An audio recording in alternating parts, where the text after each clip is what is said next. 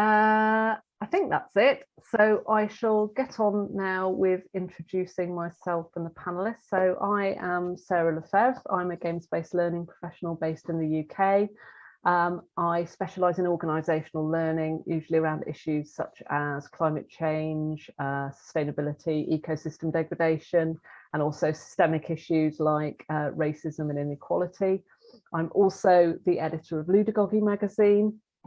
So do look out on Sunday, the 19th, when the issue that is a tie-in with all of these prototyping and playtesting events will be coming out. That will be the make and break issue.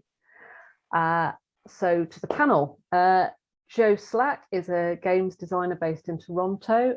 And if any of you have been involved with doing Kickstarter campaigns, then you may have very well have come across his excellent and exhaustive guides to running a successful campaign.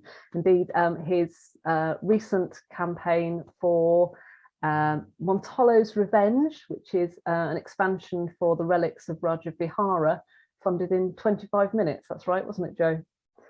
But that campaign is still running. So if you want to make a pledge, you've still got, I think, 16 days to do so.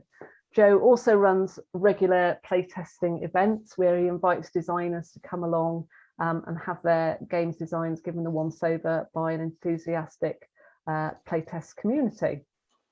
On the subject of Kickstarter, Eric Agudelo is in the process of preparing his latest design, a toolbox for creativity, which you can see behind him, TB4C for short, to go for crowdfunding. This is a prototyping kit with a difference in that it also contains a learning design methodology, whereby learners can be taken through the process of designing, prototyping and testing a game in order to achieve deep learning in whatever topic it is they're choosing to look at. And if that's whet your appetite, then Eric will be doing a brief game jam at 3 p.m. BST on Thursday the 23rd, where he'll be demonstrating how that all works and what it could do for you. Mohsin Memon is the creator of Evive, the leadership game. And if you've not come across that, again, there's a session where Mohsin will be demoing that at 10 a.m. BST on Sunday, the 19th of September, the same day that Ludagogy comes out. That is a thrilling science fiction game, which helps teams learn around things such as communications, collaboration, strategic planning, living in a VUCA world, and so on. And another initiative another project which Mohsin has recently been involved in is a game around unconscious biases, which I believe is just getting to the stage now where it's ready for player testing. So you're looking for people to come along and test that out for you. Any of you that have ever seen the movie Hot Fuzz might get the next reference. I'm now going to move on to the Andes. So Andrew Lau is the founder and CEO of Think Codex, which is a games-based learning and gamification consultancy in Malaysia. One of the initiatives that he's involved in at the moment is making simulations more accessible and affordable to trainers and facilitators who are working on their own, which is definitely a move which speaks to me. He's also the chair of GameFed, the International Federation of Gamification Professionals, who come together for inspiration and support. Andy Yeoman creates serious games, mostly in the field of healthcare. For example, one of his games is Flu B, which flu as in the insect, which encourages NHS staff in the UK to take up their annual flu vaccinations. During the pandemic, his company, Focus Games, has really embraced the challenge of online and has successfully moved from offering a largely analog and tabletop catalogue to now offering a range of online games and experiences as well. And I'll introduce these guys together because they're currently working on a game together. So Lakshman Murugappan and Mihaila Danchu, I hope I've pronounced that correctly. Is that right, Mihaila? Are currently working together on a game which allows consultants, for example, learning professionals, to work through a fun and engaging needs analysis with their clients. Lakshman is based in India, where he creates games for learning, and he's also a certified LEGO Serious Play facilitator. And Mihaela is based in Romania, where she is the vice chair for the International Association of Facilitators in that country. Okay, so that's our panel. All of us here, and maybe, I don't know, people watching as well, have been in a situation where we've needed to have our designs tested in order to get them fit for release. But I wanted to ask a question, first of all, about playtesting from the other side, from the people who actually volunteer their time to do playtesting. So what's in it for them? What do people get from the experience of playtesting in return for the valuable time that they give to test other people's products? Anybody want to have a... We're all very quiet. We are very nervous. Don't be nervous. I can get us started off. So I think one of the major benefits of playtesting other people's games is being one of the first to try something that, could be, the next big hit or next big release or that kind of thing. You can say, hey, I actually play tested that game. I've had other games that I've play tested for other people at different events, and have been able to say, hey, I actually play tested that and gave some feedback. And sometimes something that you say might actually get incorporated into the game. And, hopefully that, designer will thank you for that, or at least, show some appreciation for that. So you can have a little part and say, hey, I actually suggested that thing in that game. So it's a pretty cool feeling to be able to say that you had even some small part in that success. Yeah, that's cool. And on that point, and this comment doesn't come from me, but it comes from somebody that I knew when I was living in Poland. I was part of a board gaming group, and the leading person, I mean, he had gazillion games and he was really good with the mechanics and all of that. But when we started talking about this play testing, he mentioned that he was play testing 1 or 2 games at the time, and he was doing it as a favor. But the reason he told me he did it, not in these specific words, but because he understands really well the mechanics, he was able to influence the decisions. And as Joe mentioned, he probably wanted to feel or felt that a little bit of the outcome was in part down to his, feedback and actions in the playtesting. Yeah. Desire to have an impact then. So I guess in the sort of player types, these people would be killers. They want to have an impact. I think one of the things. Yeah, go ahead. Andrew. Go ahead. Yeah, all right. So I think one of the things is you get to see an idea in its infancy. And most of the time as consumers, you see it in its full-fledged commercialized form. But it's quite exciting to see things as they are moving and as they are growing. And it helps to inspire you as well, and also brings you down to earth in the sense that, hey, other people are also trying and other people also making mistakes in that sense. So I like where everybody comes. You don't judge each other, and say, okay, it's not a come here and prove it to me type of session. It's let's come here, learn together, grow together. So I like ideas in infancy where we can just, there's a safe space in that sense. Yeah. Yeah, and on the learning perspective, I think it's very valuable for people who are just cutting their teeth in games design, because you get to see how the process works as well. So it's definitely a really valuable kind of learning experience, I would say. And there's nothing new in the world, is there? So you do get to I won't use the word steal, but you get to be inspired by other people's work as well. Yeah, exactly. And that was my point is kind of linked to that as well, wherein not everybody is cut out to be a play tester. And so there are a certain type of people that will show up for these experiences, whether their motivation is to be one of the first people to come in and try the game, or have a say in the game's development, or to make those kinds of suggestions. But many of these types of people are often also aspiring game designers, or have many projects of their own.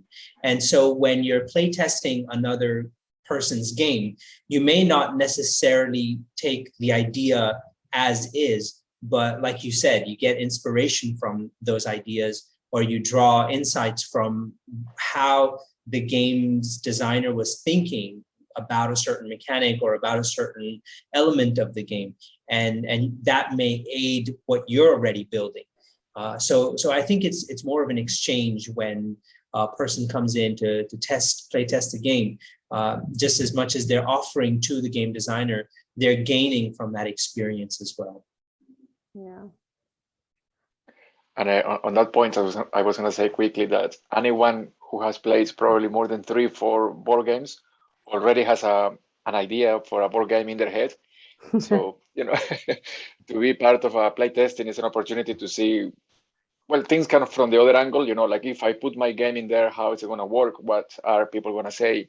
And I think intrinsically, most of us, even those with a lot of experience, we are a little bit afraid to put our games in front of people. So And I guess, also wanted to. sorry. Go ahead, Sarah. No, you carry on. No, I was also trying to bring another analogy here. When we are talking about play testers, they are people, either they are looking at creating their own board games, or they are seriously vetting some solution for their problems, which they have not found it.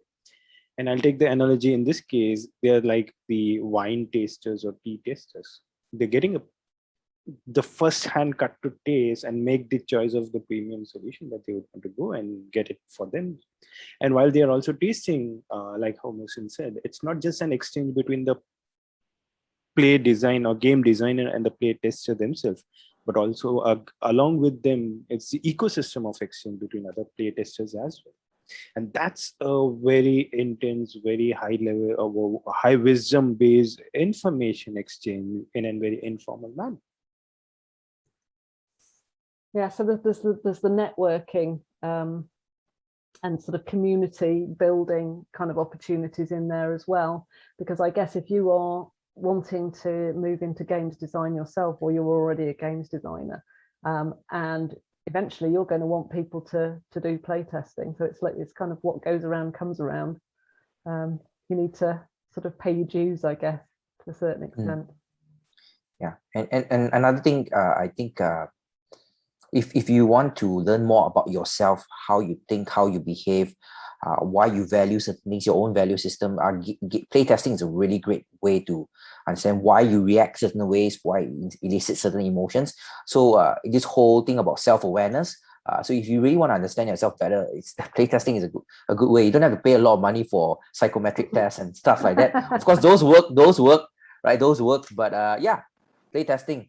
You can fake a psychometric test, right? You can fake it. Oh yeah, you can game the system, but playtesting, maybe you game it in the beginning, but after a while, when you play, people get immersed, and then your true self shows up.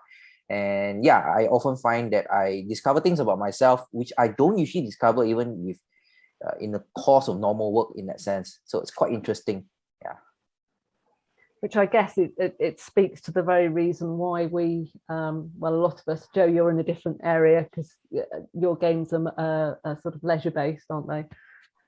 But I guess this speaks to the reason why a lot of us are into creating games for learning, because of that immersion aspect. That people can't hide their true nature when they play.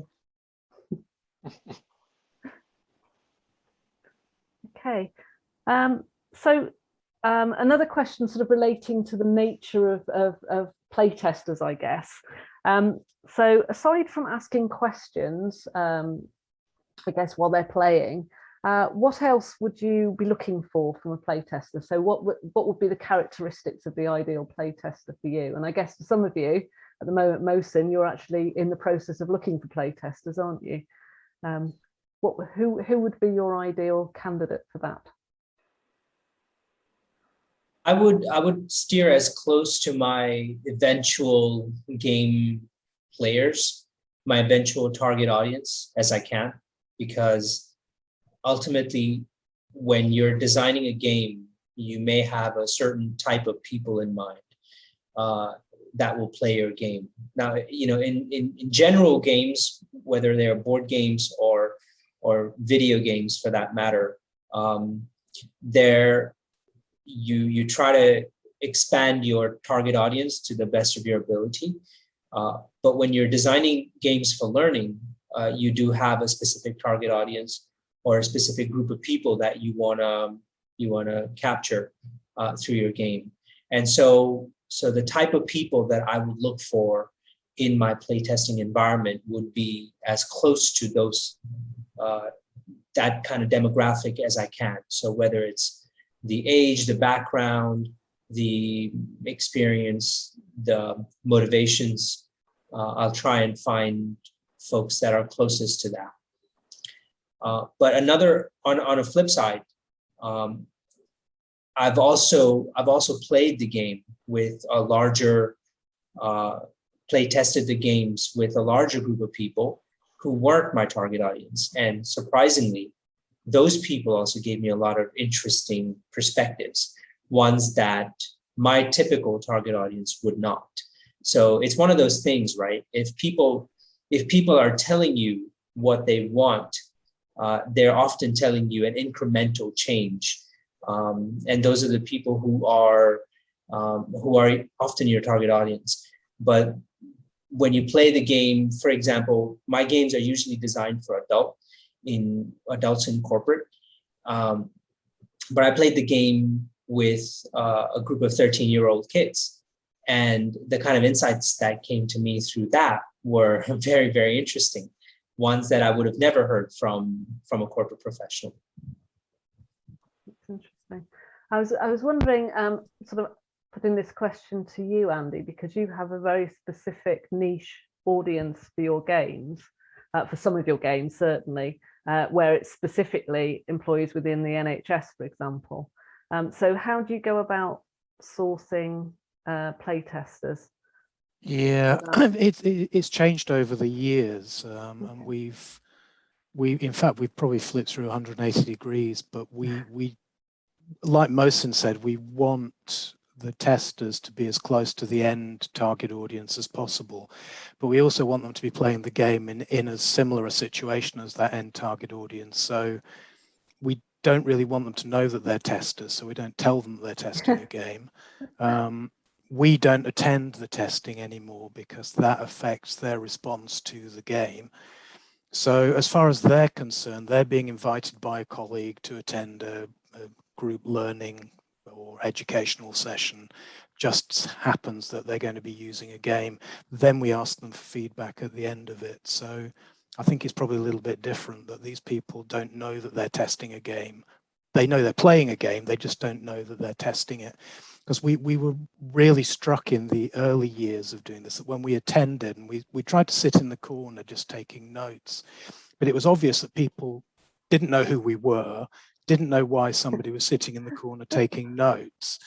And that seemed to affect the games are always much flatter. They weren't as much fun. They weren't as noisy. People weren't very relaxed.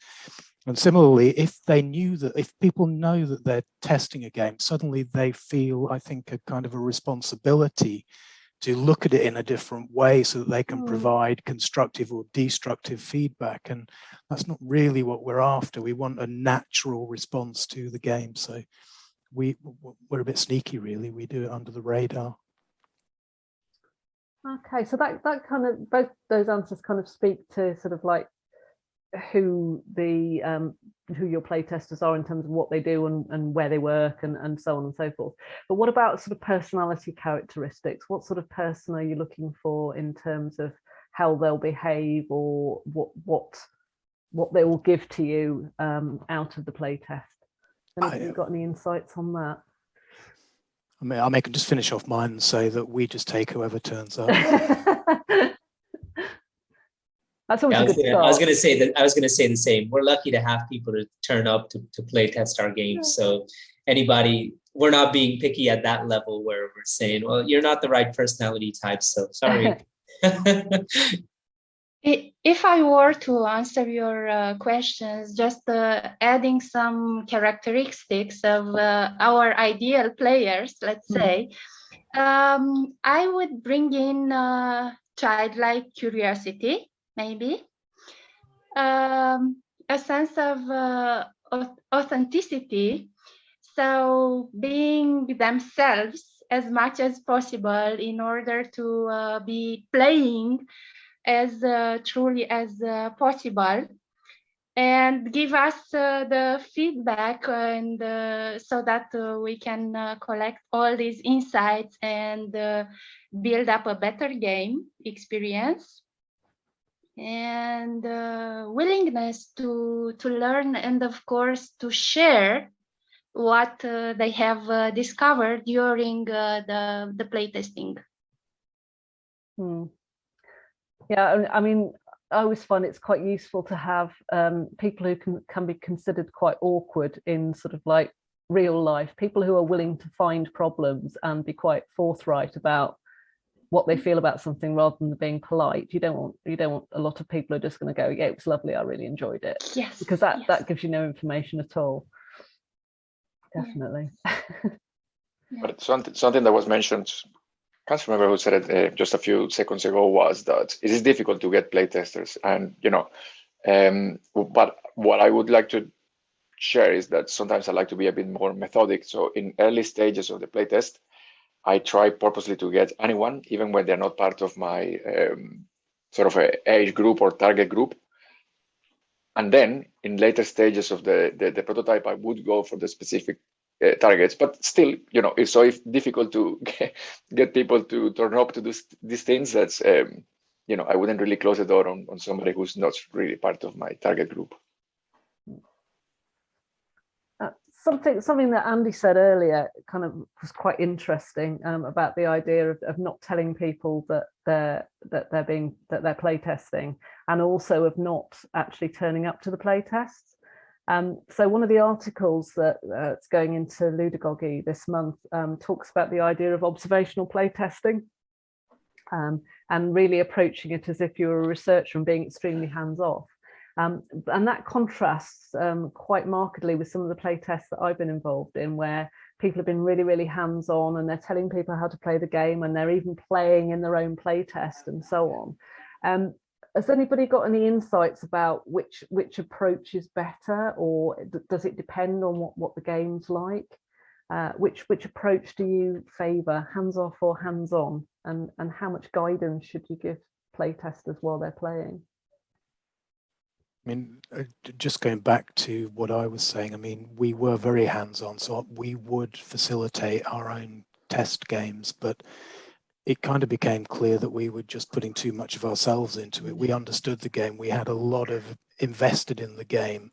So we really wanted it to work. And I think that people maybe fed off of that a little bit. So what you were saying, Sarah, about people being polite, they were thinking, oh, this poor guy, spent 3 months making this game. We don't want to upset him. So even though it's crap, we'll tell him it's wonderful. And also for us, part of the play testing is, can somebody else facilitate the game? So it's not just the players, it's the person who's organizing the session, because if they don't understand how it works and they can't make it work, the game will fail in the real world. So we want the players and the host or the facilitator to, I mean, the facilitator can't be entirely naive or unaware that they're facilitating a game, but we still try not to tell them too much about what they're going to be doing.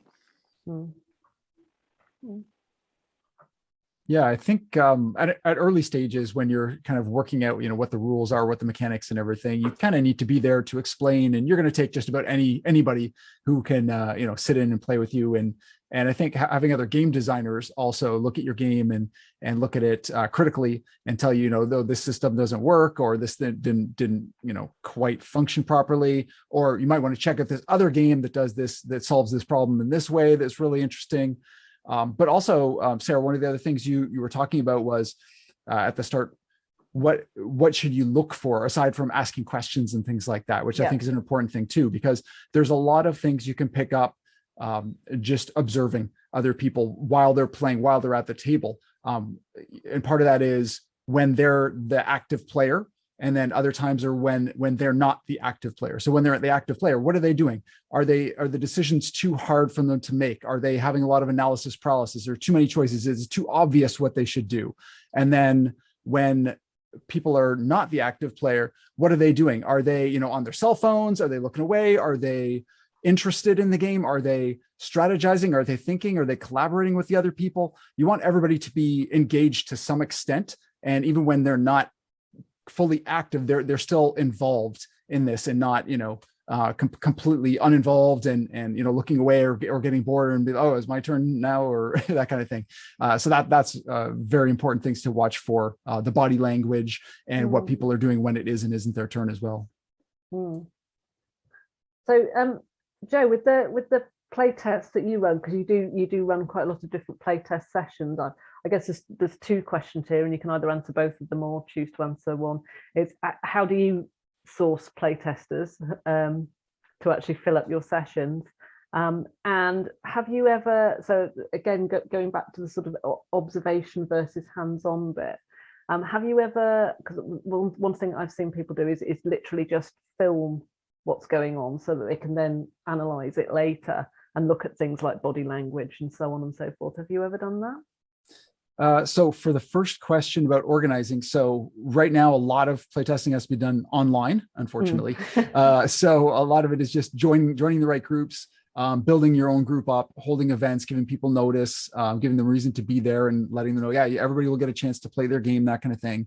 But before that, going to live events, whether it's game design events at board game cafes and board game stores, or other designers' homes, that kind of thing. Just getting involved in those, going to conventions, Protospiels, hosting your own events. We hosted our own Protospiel event a couple of years ago, and since COVID, we haven't been able to, but we're going to be doing it again this fall. So sometimes it's taking on the initiative to start up the events yourself if there's not one already existing, or find the other ones that are going on, or going to board game stores and cafes and saying, would you be interested in doing something like this? Like, especially if it's not a busy day, like maybe, Mondays are totally dead there. Well, we can bring in some designers, they'll eat, they'll drink, we'll get some people in here. And then the other thing, we have more like blind play testing and filming. I haven't done that just because I don't really have the resources to be able to necessarily do that, to hire other people to do that and film it and that kind of thing. But there definitely is a value in being able to do that, or just at least, putting the box down on the table with people who've never played your game before and say, okay, I want you to learn, pretend I'm not even here. And you just sit back and observe. And then you see, where they get things wrong in the rules, how they set up things correctly or incorrectly, how they interpret things. And sometimes you'll see they play something and it's intuitive to them. And you're like, oh, that's not how I intended. I thought it was supposed to be A, then B, but they're doing B, then A. Well, if it's more intuitive to them and it makes more sense, maybe I need to change the rules. And then you test it that way. And then players are like, yeah, this makes total sense. So yeah, a lot of it just comes from just observing and seeing what people do naturally. And it might be even better than, what you had intended. Okay, cool. On that point, I was going to say that's something that is related, because everything is related. What once is inside the box, the game, is the rule book. And if you're testing an early prototype, you probably don't have a well put together rule book. And if you just want to kind of sit back and watch people play as they go through the game, following the rule book, and the rule book is kind of, you wrote it on words and put a few pictures, but it's not that clear, then the rule book just becomes an obstacle, perhaps, for the playtest, when there's kind of a lot of work on the game already. But just because you took the option, which I do support, which is kind of step back and watch people play, what I'm saying is the rule book is one of those make or break things in this approach. Yeah, I mean, Speaking of that as well, I just want to add a little bit to that rule book bit, Eric. And one of the things I realized when it comes to not just play testing, but in general, onboarding new players, is how easily and quickly players are able to understand how to play the game and take action. I've played some very easy games, and I've played some very complex games, which are also easy to play. But then there are also games like Eldritch Horror, for example, where the game itself is easy enough, but there are a number of rules and that you've got to follow and go through. And I love the game. I have so much fun playing the game, but I've just had such a hard time finding people to play it with, only because the game is one, it's so long, and two, because each action has several actions that need to be resolved through that process.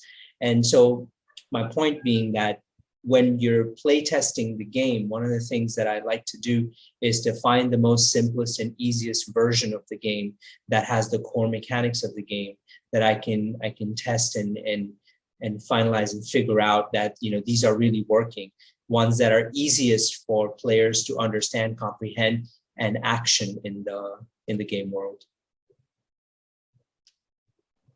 And I think there's a real appreciation when you discover a game like that, isn't it? It's a bit like, I mean, way back when I used to code, and there's that satisfaction in writing the most elegant piece of code to achieve the result you want. And it's the same with games.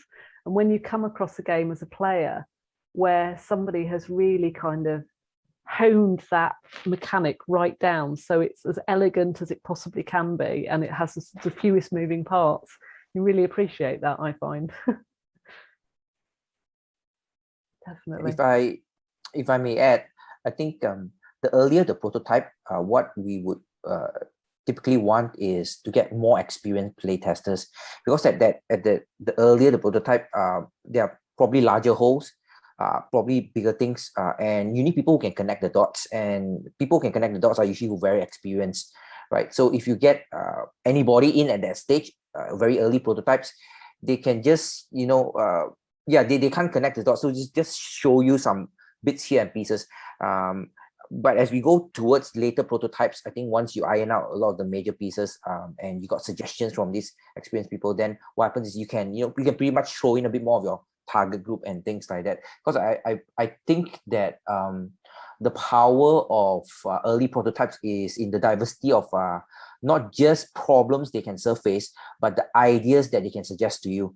And when people are not experienced in playtesting, I mean, of course, there's things that you can see very directly, but there are a lot of things that you can't see directly in that sense. So it takes an experienced playtester to actually show out those things as well. And how the level of involvement actually depends on the experience, right? Pretty much like a driving instructor, right? If this guy's been practicing a lot, you just keep quiet and just let them do, right? But if they're not, then you need to guide a bit. We tend to be more signposts. At least for us, we don't talk, because the more we talk, the louder our voice gets, and the less of voice we get from the playtesters. And we usually talk if we want to test a hypothesis, or want to test out an idea. We'll say, hey, why not you all do this and see, right? And then we just step back, right? So that's kind of how we do it, as much as possible, at least involvement. And that's how it works. We also like generally, if we can, and we just like others, we don't have the choice as well. If we can, people who are more expressive, I think like Joe and a few others have mentioned, people are not attuned to giving feedback in feedback sessions after playtesting. It's not an everyday thing that you do, so the quality of the feedback might not be good. But just like when you're playtesting, you can't hide your emotions, right? So if you've got people who have poker face, or who are like chess masters, right? You just you've got zero emotions on their face, you've got zero movements on their hands, they're not looking at other people, so you're not going to get a lot from there. Because people can hide or be diplomatic when they give you the debrief, as much as you want them to be transparent, but they can't hide their facial expressions and those sort of things. So whenever possible, we try to find people who are a bit more expressive, and that works really well. So like, suddenly they frown, then you note it down. So during debrief, say, okay, there was this part where you moved this piece, why did you frown, right? So you confront it in that safe space during the debrief. So I find that works as well, in that sense. So these are some of the things that we do on our end. Of course, it doesn't always work out like that, and it just turns into chaos sometimes as well. While you were speaking, that just sort of like brought to mind a question about the difference between playtesting a game which is going to be a game just for fun, and a game for learning, and I kind of thought about it because you were thinking about experienced playtesters. Quite often, the kind of people we want to be eventually playtesting a game that's created for learning are going to be our learners, who may not be players at all. They may not be the kind of people who would voluntarily play games for fun. And there's something to be said for that, for sourcing somebody who can playtest a game who doesn't ordinarily play games, but so that we can get to whether that whether that experience is compelling enough to keep them doing what they're doing, which will afford the learning to come out of it. That isn't really a question, it's more of a statement, but yeah. No, it's true. I mean, we agree, because this is not something people do on a daily basis, right? Yeah. So, I mean, then when it's foreign to people, it's very hard to give feedback, and you can't expect, too highly of them to, you can't expect too much from them in that sense. So you need a mixture of experienced and inexperienced playtesters. Yeah. Because a lot of those people, sorry, Sarah. Sorry, a lot of those people won't have the vocabulary that the game players have to explain their experience or to explain how they feel about a mechanic. They just won't have that vocabulary. So you've got to have that kind of different way of approaching those two kinds of testers. Sorry, Andy, continue. No, I was just going to say that, I mean, we design our games for people who don't play games. So, I mean, we always go for if we can, we go for very, very simple games. And usually when testing happens towards the end of the development process, so by the time we test it, we're usually 95% plus confident that it's going to work because we've used that mechanism before.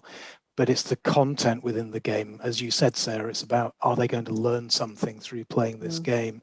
So it's the content in the game and the game's ability to catalyze conversations about the subject matter that we're much more interested in. The game's done its job if they have 60 minutes of conversations about renal physiology or how to treat cancer patients or something. So do you think that makes playtesting games for learning more complex? Or do you think you can just test if the game is a success on the basis that the learning outcomes have been achieved? Yeah, I mean, our games, the mechanisms of most of our games are quite simple. So the game itself usually isn't a challenge for the people who are testing it, but the subject matter of the game is, and that's where they're going to get most satisfaction from playing, rather than thinking, "Wow, that was a really good board game. I loved playing that." For us, the board game really should kind of move into the background a little bit, and they should become much more focused on the conversations that the game is triggering. So I guess to get an answer to that question, I'd have to be able to speak to somebody who'd had experience of testing both a mainstream entertainment game and games for learning to work out whether there was a difference, more complexity in testing a game for learning. Is anybody in that position? Yeah, I'm not sure if I'm directly in that position to say, but I would have to say that games for learning are a bit more complex to not just design, but also to test and go through that process. Only because the kind of games that we build are also immersive in nature. So the game is expected to bring people in and keep them hooked for a certain period of time. And so there is the complexity of the game itself striking this unique balance between simplicity and engagement. So the game has to be engaging and it has to have just the right kind of complexity while remaining simple. And at the same time, be able to now, on top of all of this, it's the ability of the game to be able to make an impact in the learning context. So it's that added complexity which games for entertainment normally don't have to worry about, because games for entertainment are, whether it's a board game or it's a video game, it's usually the artistic value, the experience, the user experience, which is the front and center, because its purpose is to entertain. But in learning, the entertainment value is one part of it. But ultimately, when we're commissioned to design games for learning, we have a responsibility to drive and deliver a certain learning outcome while maintaining the engagement and the excitement within the game world. So I would say that it would definitely be more complex, not just to design, but also to play test it, to see if those objectives are being met. from multiple parameters. I think If one I thing may, oh, go ahead. go ahead, Joe. Go ahead. Yeah. Okay, thanks. One thing that differs too, like I've made some games for classrooms for teachers and kids and that kind of thing too. One thing that differs too, when you're making a game that's more for leisure or entertainment, it can go in any direction. It can go anywhere. Like you can totally change it. You know, maybe your initial ideas are going to go in a different direction. Whereas a game for education, if you're told you want to make a game for the healthcare system to you know, teach this specific thing, or to teach students about this particular topic, you have a very, very set goal, and it's just a matter of how you get there. Whereas with a game more for leisure is you're trying to make a fun experience, and there's so many different ways you could do that too. So the experience can be a lot different too. But yeah, you're right. You're looking at, when you're making a game for learning, it's got to be engaging, interesting, and to teach them something at the same time. Whereas something for leisure, it just has to provide a good experience. So there are some differences there. So I suppose in terms of the testing, there are also going to be constraints about how far you can act on the feedback you're given, because there's a much more narrow focus with the game for learning that you can't veer beyond. So if you're told, you know, this game isn't fun because X, Y, Z, there may only be so far you can push that potential improvement without going outside of your intention, I guess.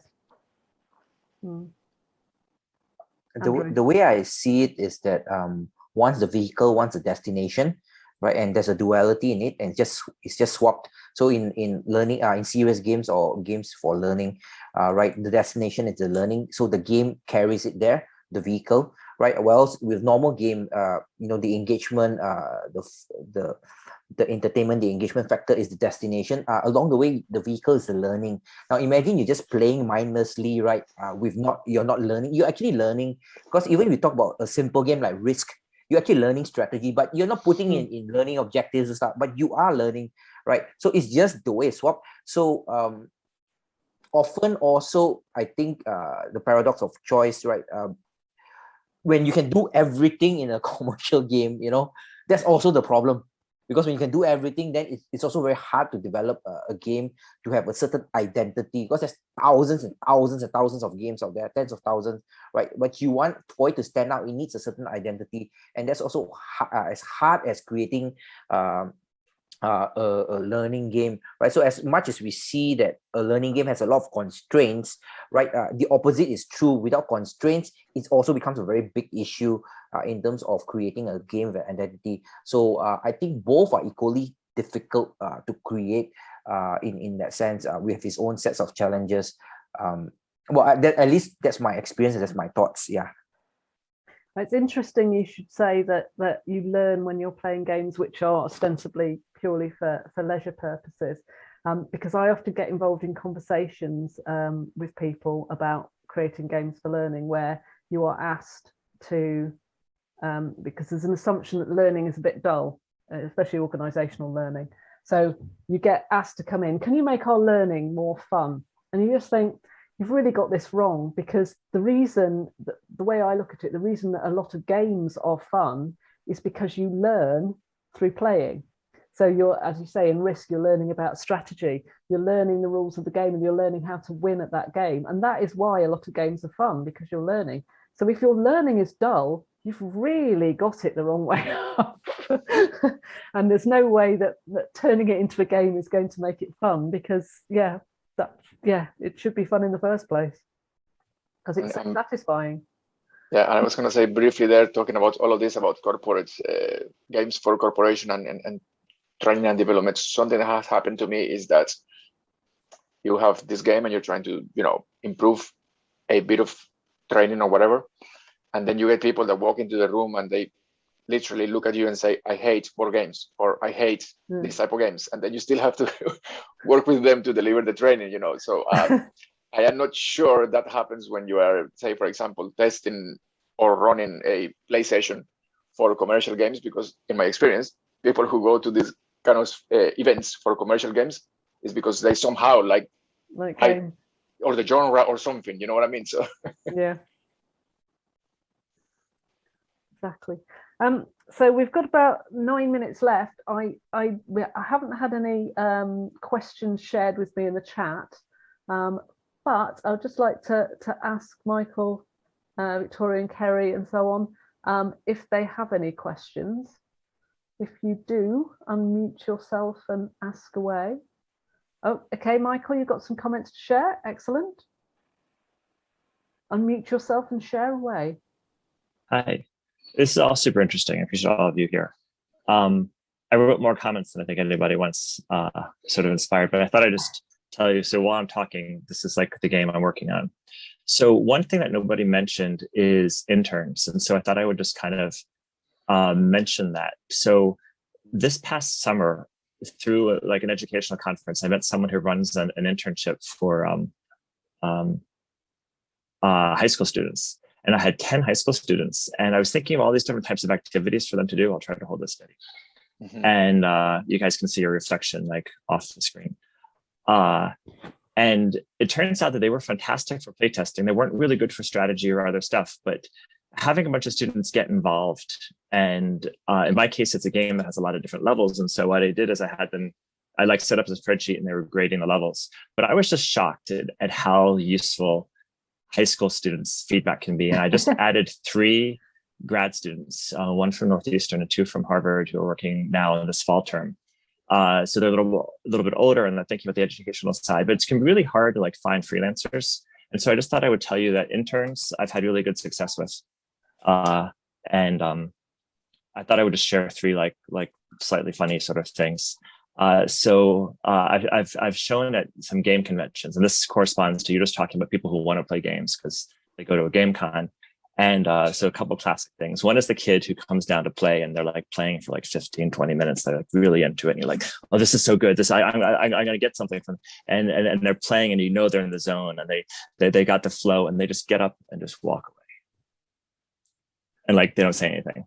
So that's one. Then there's the kid who will sit down, and I had adults playing too, with the kids who would just sit down and they want to like jump right to level 75. And like, do you want to do the tutorial? No. I want to just jump ahead.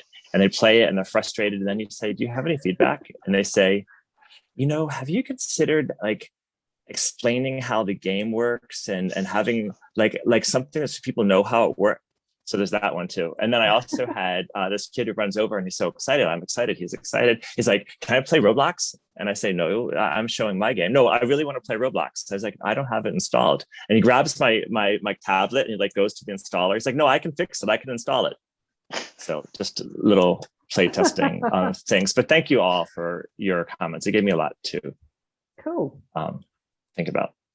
Excellent. So I think we'll be finishing off in a minute, but I just wanted to give each of the panelists an opportunity to share whatever they want to share in the chat, because obviously that can be saved and so on. So any contact details, or indeed anything, any event or anything that you're up to that you want to share with people. Joe, you might want to share your Kickstarter address, for example. I've already shared the events that Eric and Mohsin are having, but I shall add that to this as well in text when I do editing. But anything you want to share, do feel free to mention it, put it in the chat or whatever. So that's you, Eric. Toolbotsforcreativity.com. That's all I am for the moment, yes. So when's it due to go to Kickstarter? If everything goes well, between October, November, mid-October, November. Cool. Anybody else got anything they want to share? So that's Joe's Kickstarter. Crazy Like a Box / Relics of Raja Vihara. While that's happening, I just want to answer Michael's question on what's my go-to question for a playtester, and I just felt that I needed to answer that, because one of my favorite questions to ask at the end of a game, even in a playtesting environment, is what happened, and it's incredible what people start saying, because it's such an open-ended question that I'm not leading them on to respond in any way. And they could tell me what happened.